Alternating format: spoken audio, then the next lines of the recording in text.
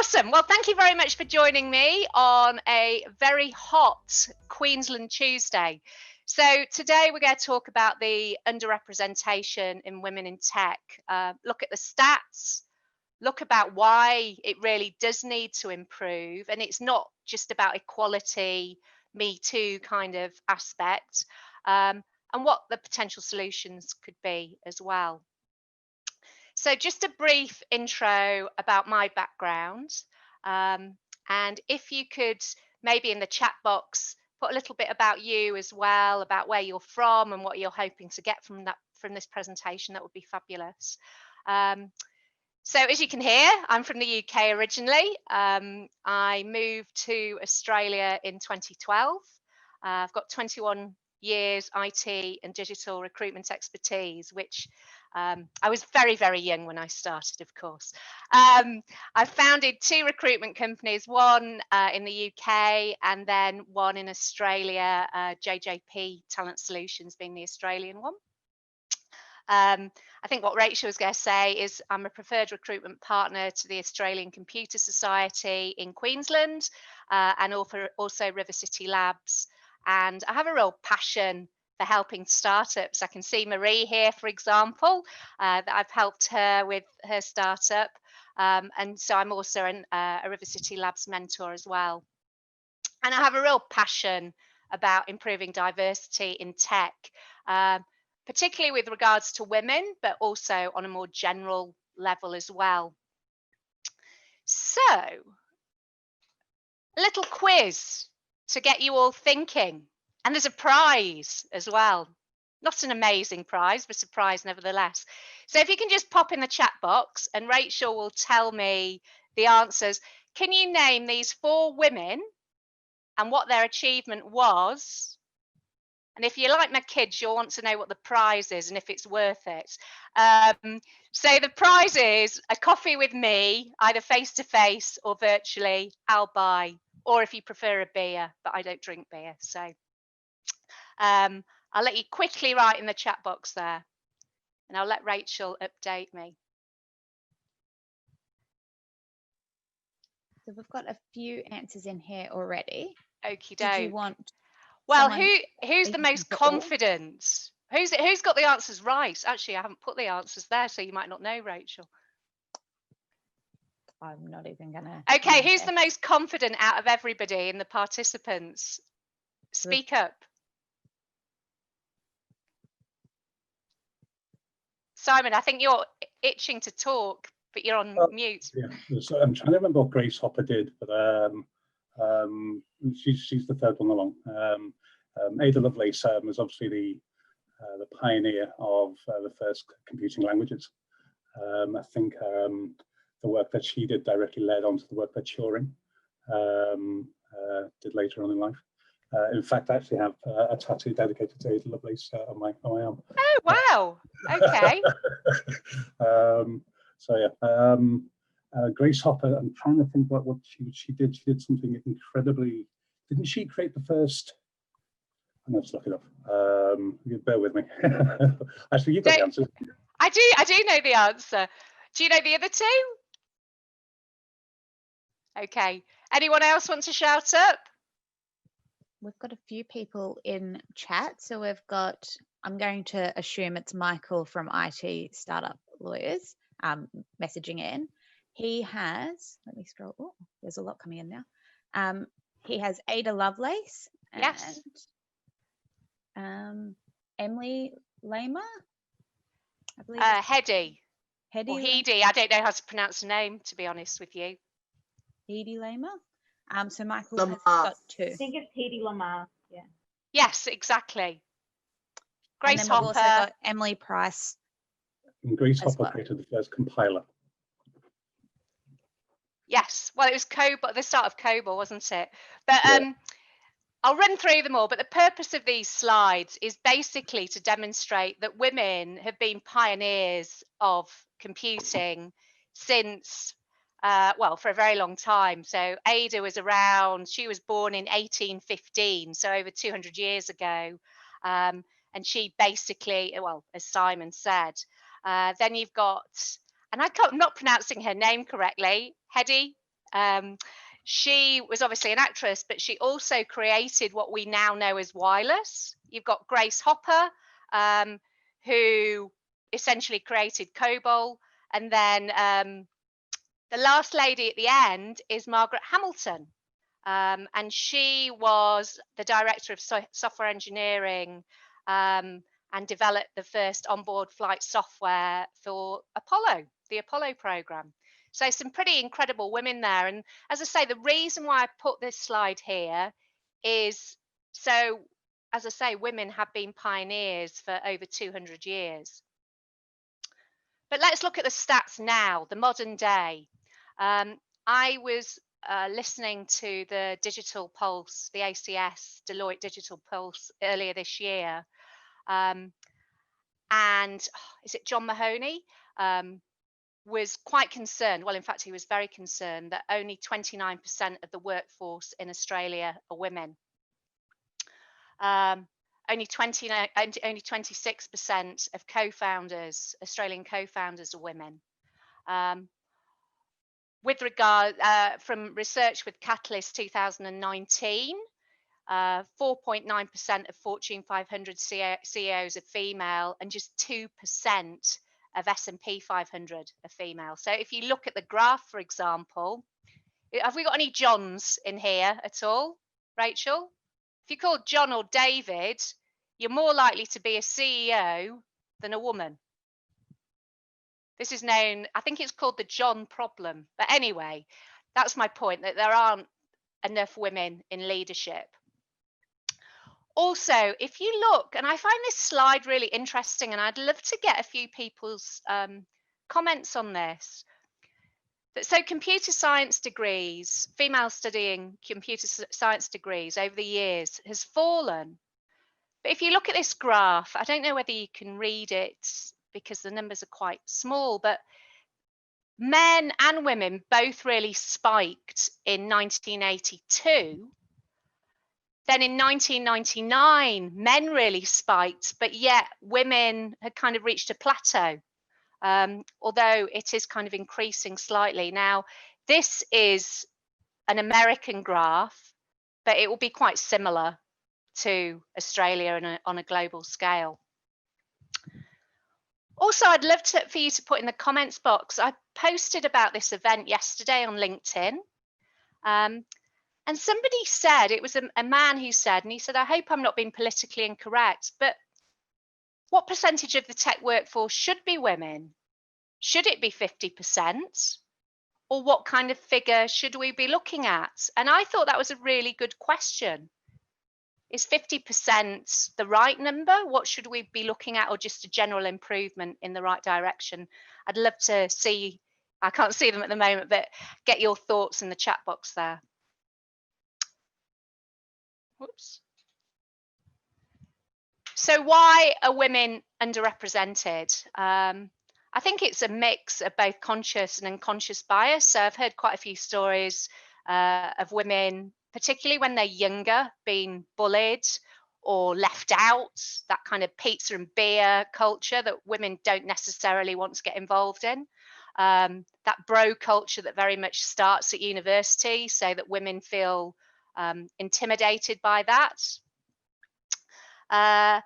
And I haven't written down where this study was from, but I read yesterday that apparently men dominate, do 75% of the talking in business meetings. But this isn't a finger pointing, man blaming kind of scenario, because women also don't rate themselves highly enough and have to bring up their own confidence to make themselves better represented in the tech world and also the leadership world generally. Is Pauline here? So she'll very much know, Anne-Marie and other people who are female tech startup founders, that it is more difficult getting investment if you are a female, hi Pauline, tech startup founder. There's a lot of information on this slide, and it's because There are so many amazing reasons why we need more women in tech. So it's not just about equality and having a level playing field. There are so many benefits. So, for example, going back to the Pulse report, Digital Pulse 2020 report, the great news is in Australia, we're going to need over 150,000 more in the tech workforce by 2025. By 2027, it will be over 1 million, which is fabulous news. But how are we going to do that? And also, historically, immigration has played quite a major part, but realistically, that is not going to be the case over the coming years because of borders and what have you. So we need to meet that demand, and women and older people, for example, are a good place to look, and graduates too, of course. Also, diversity of thought. If everybody is a white male aged 25 to 40, but the consumer base is very diverse, you're not going to be thinking the same way and offering the solutions that maybe your consumer base is looking for. It's proven as well that having diversity, and this isn't just with women, this is diversity across the board, whether it be age, gender, race, sexual orientation, etc., make for more innovative and more creative teams as well. And also for quicker decision making and solving problems more quickly. But if your bottom line is just about the money, that is also proven with a study by McKinsey and Co. There's a 21% increase in profit and a 27% increase in valuation when you have more women on the team, particularly with regards to leadership positions. So how are we going to get there? Now, I'm offering 3 different ways of looking at the solutions: a more general perspective, a more individual perspective, and then a more organizational perspective. So from a general perspective, I believe it starts when girls are young, when they're little girls. So don't give your little girl a cookery set. Well, you could give her a cookery set, but also encourage her to break things down, discover how things work, have that kind of mindset. When your daughter or other little girls are being bossy, but when a boy does it, it's described as leadership skills. It should be similarly using that kind of language with young girls. It starts very, very young, I believe.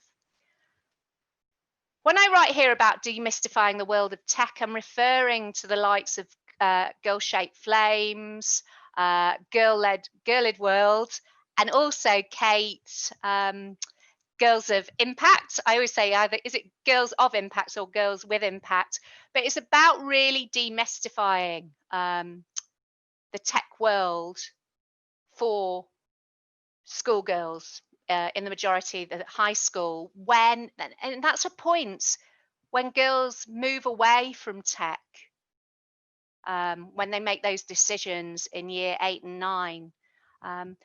But with things like Girl-Shaped Flames and Girls of Impact, it makes girls make those decisions. Also, more female role models. Marie, I keep seeing you looking at me, but so you're a really good example, but also having more female role models as well. And those female role models be more vocal so these young girls can see them. This is all about starting at the beginning. And I keep saying we shouldn't forget about the men. It's not an us and them aspect. So I'm delighted to see you and Simon and James here. That's fantastic. Simon is part of a, oh golly, I can't see because, just bear with me, the Men Championing Change group. So Simon, I'd love you in the Q&A at the end to talk more about that, which would be fabulous, and about, because I know you're very passionate about improving that diversity there. and what Men Championing Change are doing about that and how people can get involved. Then, sorry, Simon, go on. I was just saying I'd be happy to. Perfect, thank you. And then from an individual perspective, and this is more about women as an individual. So we've got one of my favourite fancy dress outfits here, Wonder Woman. that is who I grew up. That's who I always wanted to be. Anyway, but the point of that is women really knowing and valuing their worth. So being able to stand up and understand what their worth is. So asking for pay rises, asking for that job. It's proven that women will only apply for a job if they tick 9 out of the 10 boxes. Whereas a man will apply for a job if he ticks 6 of the boxes. So women are writing themselves off before they've actually even put their hat in the ring, so to speak. They need to be bolder. They need to speak up. Also be more confident as well, which again comes back into the aspect about knowing your value, knowing your worth. When you go in asking for a pay rise, I was talking to Pauline about it last week. If you kind of feel awkward about doing that, do it as though you're asking on behalf of somebody else, possibly, and then you can speak up for them more. And women are terrible at putting themselves as a last priority, making sure everyone's cared for first. So making sure, not being selfish, but putting yourself first as well. And I think a lot of it comes down to confidence. And also bringing men on the journey. We need to stand shoulder to shoulder with men and work as a partnership, not, as I say, an us and them kind of scenario. And then from an organisational perspective, we need more women in leadership roles. Now, Queensland Government, 53% of leaders in Queensland Government are women, which is an amazing statistic. But we need more women in leadership roles. Now, if you look at this chart where it says the tech world is still a man's world, yeah, you've got things like Microsoft, Google aren't great examples. But when you look at Netflix, you've got 41% of people in leadership, of women, sorry, in leadership roles, which I think is really great. There is some really good examples of companies that are better at that female representation. Bringing in more psychological safety as well, so that women feel that they can speak up, that they're not going to be bullied in that bro kind of culture. Also quotas. Now I can be in two minds, and I think there's two schools of thoughts about quotas. The right person who's the best skilled should get the job, but the opportunity to actually put your hat in the ring allows for more opportunities as well. Again, though, going back to the previous slide, it's about that confidence, about putting your hand up and asking for it. And then advisory boards, for example, I've put here about Advisory Board Centre, and on a later slide, I've got about the web address for that. And a really great lady to speak to there is Jan Easton. So, have we got any questions, Rachel? Yeah, we do. So we had one a bit earlier on. Let me get there. It was, we had a question from Jenny, which said, what do you mean by fewer controversial practices, which is in one of your earlier slides? Oh, right. No, that's a... Did I actually talk about that? I can't even remember talking. So sorry. Was that when my headphones died? I believe so. Yes, sorry about that. So, yes, in terms of when more women are on board, they tend to be more empathetic, question the consequences more of what might happen. So I don't have the exact stats in front of me, but there is less legal action from companies when women are on the board because there are less practices that bring legal action, if that makes sense. I could actually probably help Nicola with that answer. Yes, thank you, Pauline, because I think you gave me that information and I can't find where I wrote it down. Yeah, it was actually an actual report that was done. I don't know if you've got the reference to the report on your slide, Nicola, but there is a report that actually describes where women are in leadership, their likelihood to commit any form of, illegal practices in an organization is reduced, and that's based on statistics.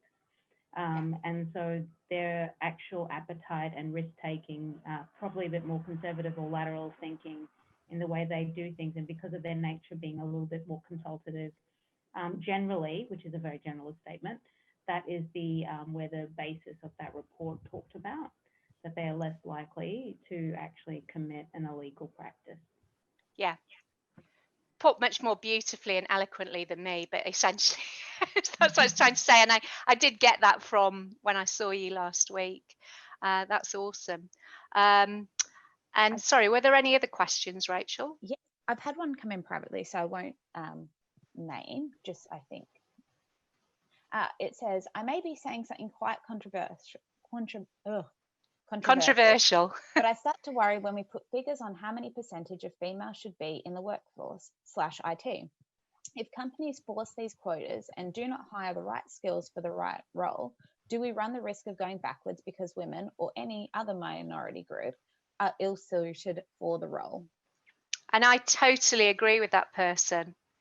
The person who gets the job should be the best person for the job, but it is allowing women to have the opportunity to apply. Now, again, Pauline and I were having this conversation last week because I'm in two minds about quotas for that very reason that that person said. But Pauline, you're very pro quotas. A bit of a different, yeah. I think the key is that understanding where the quotas came from at firstly. So I actually agree that a person should absolutely get the job for their credentials and their experience and their capability to get the job. But what you have found over the years, many years, is that there is a natural bias with men recruiting other men who are similar to them, or anyone actually recruiting. There's a natural human tendency to actually recruit your personality and profile that you actually are familiar with and comfortable with. So that's one thing. So that's just one example. Establishing a quota is not about actually selecting a woman over a man. It is selecting the right candidates, but it actually enforces a company to create programs and initiatives that will attract females in a different way. So if a woman was to actually apply for a role over a male, there is a conscious decisioning. If there aren't enough females applying, that there would be an initiative targeted or a different way to advertise that role to actually attract that audience. So it's not the quota about we should just appoint a female for the sake of being a female, born one. It's not a God-given right, but it's actually about how we reach them and knowing that audience and women and men are basically factually, they're different. They actually apply to roles differently. They interview differently. So it's actually meeting your audience where they're at. And that is what quotas were meant to do. They were meant to enable an equal playing field. And in my perspective, it's a means to an end. So until the actual balance, and there is a little bit less unconscious bias in society, which exists everywhere, this is a means to an end. And I envisage that quotas will eventually drop off. Mm-hmm. Just like when black and white integration happened. There was mandated statements, things that had to be done, initiatives that had to be run in order to promote integration, because a lot of the people who had that unconscious bias were not willing to obey the law of integration. So this is just a means to an end. And I believe once balances are restored, things will change. Thanks, Pauline. And actually, sorry to break off from your questions. I quite like James Michael to get involved because he's a recruiter, but he uses data to make the decisions when he's recruiting to avoid what Pauline just said about saying, oh, I like that bloke, he likes golf, and we we go to the same restaurants, we should recruit him, that you look very much at data, I think, James. Yeah, that's correct. And the backdrop to all of that was just that I'm a big fan of Harvard and their studies. My background's in behavioral psychology. And one of the studies that came out of Harvard a little while ago now, so it was back in 2003, found that the traditional methods that we use for selecting the ideal candidate, so that is review a cover letter, review a resume, do a structured interview, these days maybe do a personality assessment, and then do reference checking. So that, those 5 pieces of the holy grail of recruitment actually have a predictive reliability of 0.26, where the ideal number is 1, right? And in the field of psychology, unless an instrument has a predictive validity of 0.70, we won't touch it, because it doesn't do what it purports to do. So, and even LinkedIn themselves recently have said, based off some studies, again, that were done in the US more recently, that the traditional interview has as much predictive reliability as flipping a coin. So, yeah, Nicola, when I launched my business 2 years ago, it was very, very expressly with the intent of moving away from that old model and very much, gathering as much predictively reliable evidence and data about the individual and the degree to which who they are as a total human being aligns with the dictates or the requirements of the role. It's taken quite a while to educate clients to accept that, and it's not without its struggles still. But, what subsequently we found is that by taking that approach, I don't care whether the person's male, female, black, white, gay, straight, Muslim, Christian, all of that's irrelevant, right? Do they have within them the right tool bag and nature to be successful in that role? But to one of the points that I think I saw in the chat box, defining what success looks like is often the challenge to begin with, right? It's all well and good to compare people with a particular benchmark, but if your benchmark's off kilter, what's the point of it? So it's not an easy place to be. Absolutely. And I think I read a post of yours, James, a week or so ago, that you'd used your data and you found you recruit salespeople, Yep. but how women were performing better in leadership roles than men. Yeah, well, so it's another piece of research that's just recently come out of Harvard. The way in which we sell today in the year 2020 is distinctly different to how, we were selling back in the 1950s, 60s, 70s, 80s, and even the early 2000s. And the model of selling back then most definitely lent itself to the very testosterone-driven machismo style, right? As we've evolved into now the second decade of the 21st century, it's much more about social selling. It's about sharing insights. It's about, crossing what we describe as the know, like, trust, respect bridge. And what the Harvard research reveals is that women are just that much more better at doing that than men are, right? And I would probably generalize here and say it's got something to do with the natural nurturing tendencies of women versus men. And that's not to be completely exclusive. I think I'm pretty good at nurturing, but, it would seem that women enjoy being able to operate in that way on an ongoing basis, whereas men might need to push themselves into that space versus, what is their norm. So that was on the sales side. On the leadership side, so I used to own a leadership development business, and many, many years ago, I was in the military. Right, so absolutely the bastion of maledom.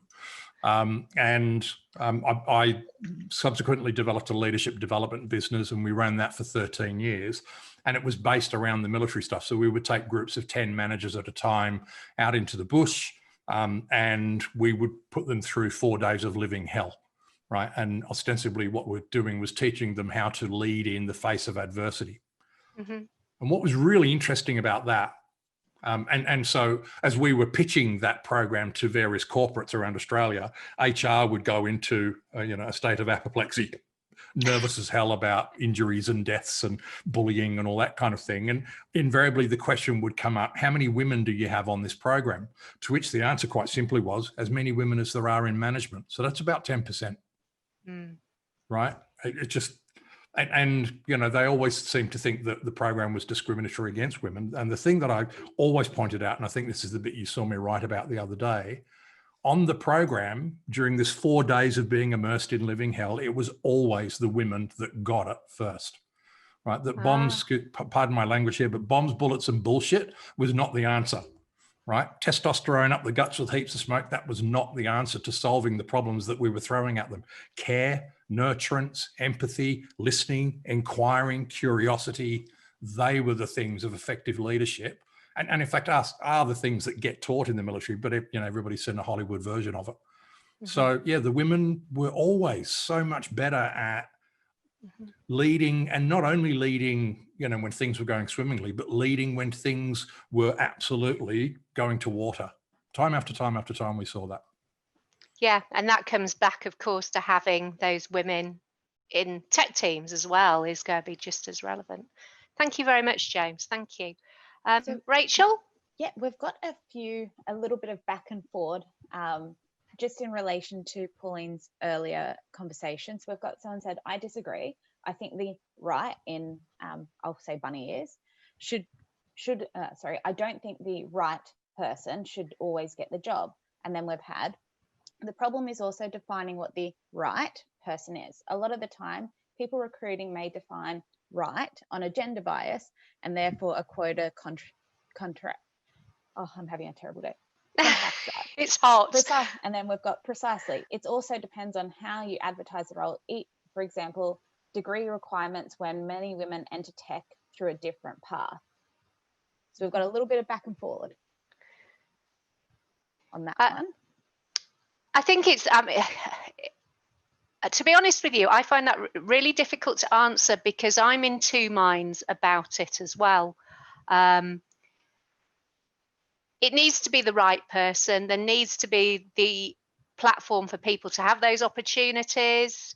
And I can see all those different sides of the fence. I can see Pauline wants to talk, so I shall let her go on.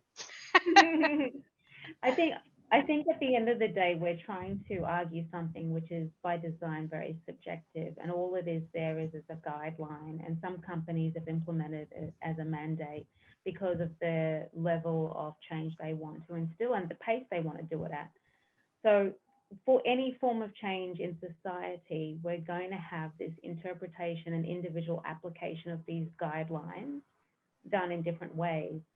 So I think, you know, on any given way, it's hard to define what's right, like who's the right candidate. But at the end of the day, it's subjective, and you're also potentially going to get any form of different bias when you're you're on the other side of an interviewing process, and you'll get qualified out at any point in time for something ridiculous or something very fair. But it's all subjective. So I don't know.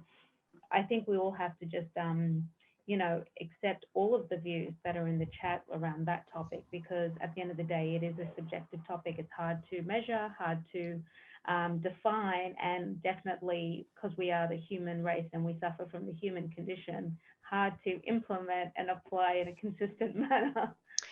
And it is really, really difficult. I remember years ago, I had a manager reject a candidate because she looked like his ex-wife. I mean, that is just wrong. And I was a young rookie recruiter.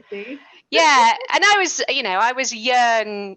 I hadn't been doing it about a year. You can't really argue the case. This was the early 2000s. But I mean, at the time, I thought it was unbelievable. Rachel, Simon, go on. I can add a little bit to this from a male perspective as well, from the hiring side rather than the recruiter side. So my background is I've been in leadership roles for pretty much my entire career. Funnily enough, my actual first leadership role actually had a 50-50 gender split team in the programming department, which was awesome. This was back in 1998. And so I've seen things progressively get worse rather than better over the time. Now, one of the things I've noticed, or one of the things I've actively tried to work on, is when it comes to defining what's right and the right candidates, I think we set people up for failure in the first place. And that's by, for example, sticking requirements around degrees on the job ads, or using very male language like the word superstar, rock star, or boss.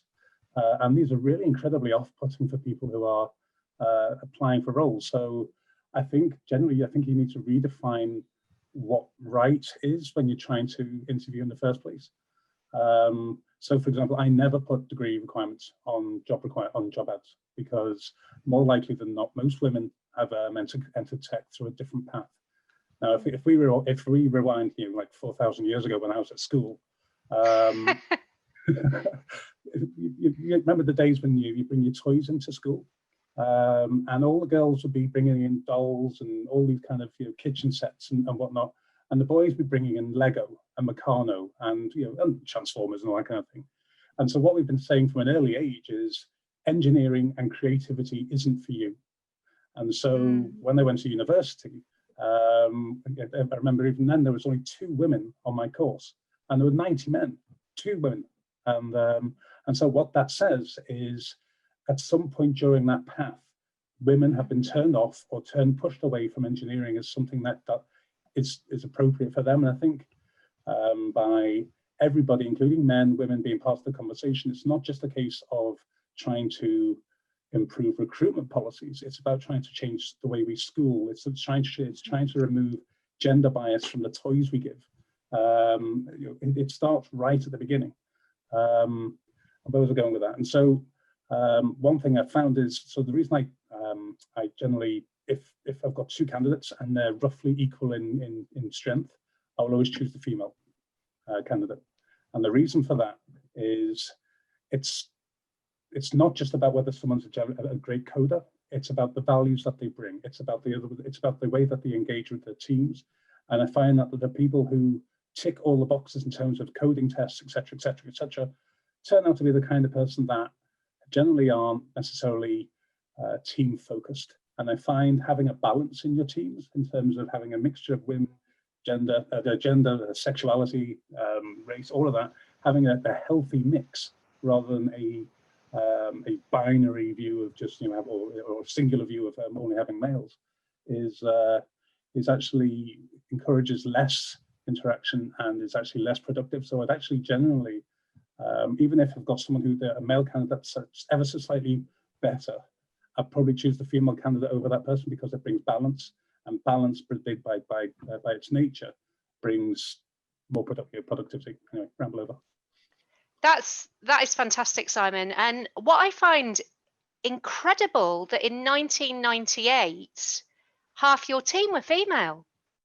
So why do you think over the last 20 plus years, it's just, I thought it had got slightly better since 1999 in terms of the people I personally have been recruiting, but why were you so successful in 98, and why do you think it's gone downhill after that? It could be location based in this instance, because this team was in Cardiff in Wales. Okay. And Cardiff has a renowned university for computing. It's got a great reputation. And with that, generally the city was more diverse, I found. However, when I moved to London and I ended up working in banking, it was just a sea of men. In fact, the only women I saw on the floor were in admin roles. And that shows that they were, and the actual atmosphere spoke to that as well, in terms of, the language was very male. It was all very testosterone driven. It was very much an environment of your success is at the expense of somebody else's. That kind of environment. And so where was I going? So I'm not entirely sure why those statistics changed. And one of the things that may be a driver of that is computer gaming. We've especially during the 90s and the 2000s, gaming was incredibly male orientated. So people didn't necessarily find an interest in technology. And we've probably found now that that's getting better, because social gaming and whatnot is a lot more gender diverse, I suppose, in its nature. But But yeah, we've all seen reports of women getting hostile treatment online, etc. And bullying and everything. I think that's quite interesting as well, Simon, because I was recruiting in London, and it was back in the 90s, early 2000, and it was very testosterone driven, both in terms of the IT community and also in the IT recruitment community as well, which probably made it worse because the recruiters would be looking for people that mirrored them as well. In fact, I don't remember receiving a CV while I was at a bank. When I was working at the bank, I don't remember receiving a single CV for a female candidate when I was hiring, and I was hiring hundreds. Wow. Can I grab a hold of that as well, please? Yeah. Is that all right? Because there's a question going through my mind, and it's been going through my mind now for the last 6 months in particular. And so as a recruiter of salespeople, knowing as I do now that women actually are likely to be more successful in the role than men will be, I am perplexed by the lack of applications coming from women. I would like to think that our ads are gender neutral. We put them through a number of programs to try and make sure that the language gets changed if it needs to be. So I've got this question lingering in my mind, and that is, are we chasing something which is futile in as much as are women actually interested in these roles?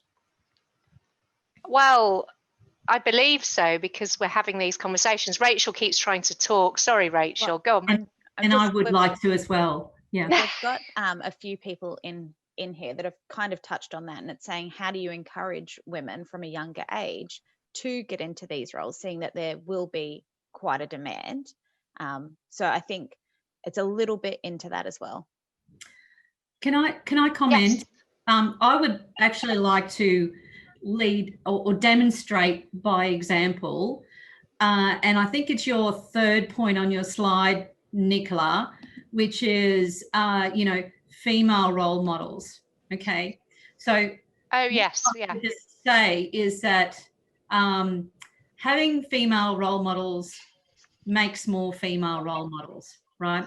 So if we can find a way to do that, that is the answer. And I actually can say this from my own experience, because my experience is that I didn't see any boundaries for women to be involved in tech or involved in science, because my mentor growing up was a woman who was a bioethics scientist who won an AI, like an AO, for her work in genetic science.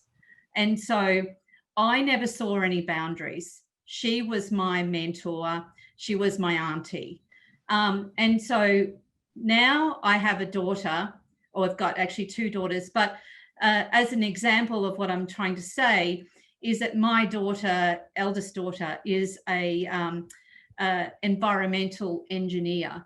So women in my family have seen no boundaries of succeeding or achieving in tech or in science. So, and I guess I would use the word engineer as being, loosely, that's also I see as a role that generically has been a men's role. So if that's the answer, so when we're looking at, if it's having boundaries of every time we go to recruit, to go, what is in the pool?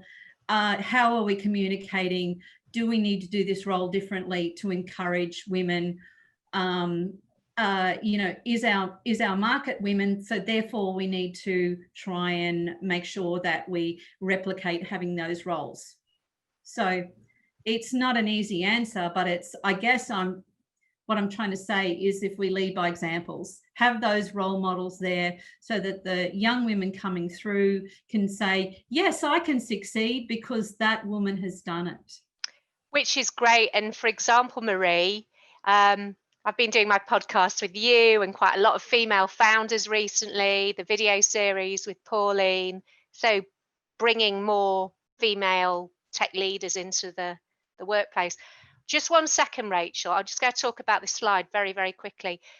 So in terms of resources, if people want to find out about Girl Shaped Flames even, or Girlid World, those are the web addresses. Those are the teenage girls aspect.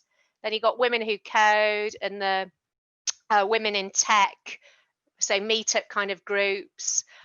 Project F as well, which is about bringing more women into the tech world.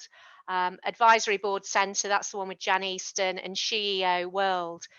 And then just at the bottom here, if you haven't watched Amy Cuddy, watch her. She is fabulous. This is one of my favourite TED Talks. And it was by coincidence that Amy had Wonder Woman behind her when I was looking at slides.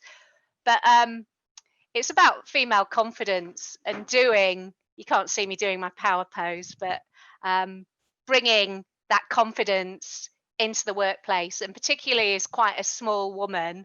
I did a quick power pose before I started this talk, so take a look at that, ladies, and men as well, but I think it probably applies more to men.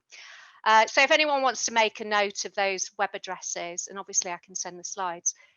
Over to you, Rachel, sorry. No, that's okay. Let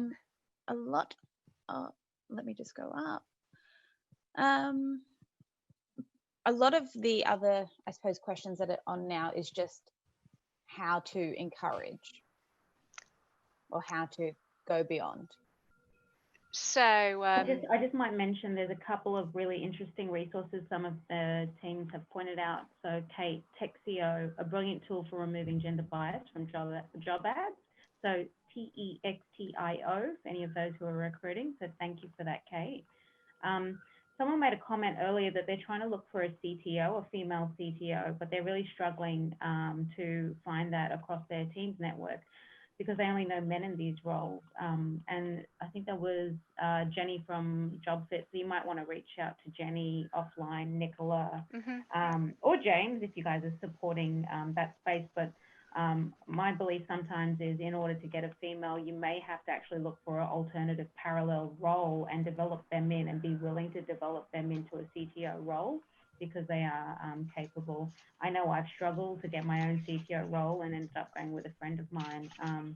But yeah, I would love to have more access to females of that sort of senior leadership technology capability. But I think, again, that's also timing, and I think there will be more in the pipeline as time progresses and we attract more into senior leadership dev roles as well.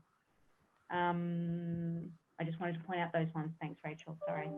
That's perfect. Thank you. What was Jenny's surname? Sorry. We'll send it offline. Nicola. Oh yeah, that's perfect.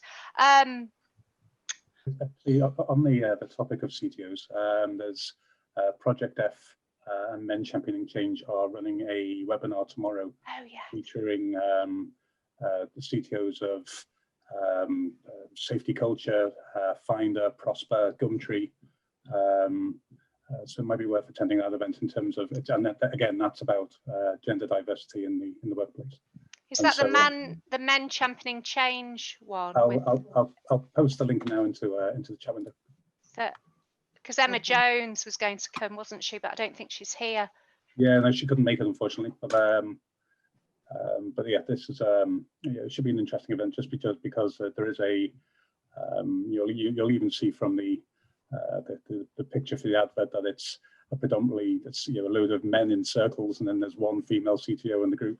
So it's obviously an important discussion to have. Absolutely. Thank you, Simon. Rachel, anyone else? Not in terms of questions, but I love what Susan's just written. She said, totally agree about Amy Cuddy. I did the power pose for 2 minutes in the toilet before a performance review meeting, which I knew they were looking at offering me a below expectation rating, and I ended up with far exceeding instead. I went into the meeting with evidence of my achievements, but also knew I never had so much confidence. I just love that. That's fabulous. And watch Amy Cuddy because it's a tearful story as well. I think I cried at the beginning and then felt empowered at the end of that TED Talk. So make sure you listen. Well, thank you very much. A couple more slides and then I can't see the time, but I think, oh yeah, it's coming up to midday. Feel free to reach out to me. Sorry, I look like I'm in a dungeon. I've got a problem with the lights at the moment. But give me a call, send me an email. LinkedIn, you can find me as Nicola Christina Steel, because I think there's a lot of Nicola Steels in the world. If you want to listen to the podcast series, it's the Spotlight series, Don't Just Survive, Thrive, even, if I could speak properly. And I've got a lot of female tech startup founders on the podcast series, Marie being one of them, coming up fairly soon. And then the YouTube channel, which is called Spotlight on Software Development. You don't want to click on that link. And Pauline is starring in quite a few of those over the coming weeks, so watch out for that. And then finally, the last one, so that you can all go away and feel pleased with yourselves, is that simply by joining in this conversation, you've each provided 1 day of e-learning for a child in rural India through B1G1. So just by listening to me and having a conversation, we're making lives better for children in the developing world. So thank you. Thank you. Awesome. Perfect. Thank you so much. Thank you. And Thanks, perfect. Nicola. My pleasure. And as I say, reach out. I'd be delighted to talk to you. And everyone will get a copy of these slides in the coming day, and we can definitely link anyone the YouTube video of this if you'd like to rewatch. Thank you. Thanks Thank you. everyone for joining. Great conversation. Thanks, Nicola. My pleasure. Thank you for joining in, and thank you for everyone joining in. And sorry about my headphones. And have a lovely afternoon. You too, Nicola. Thank you. Thank you.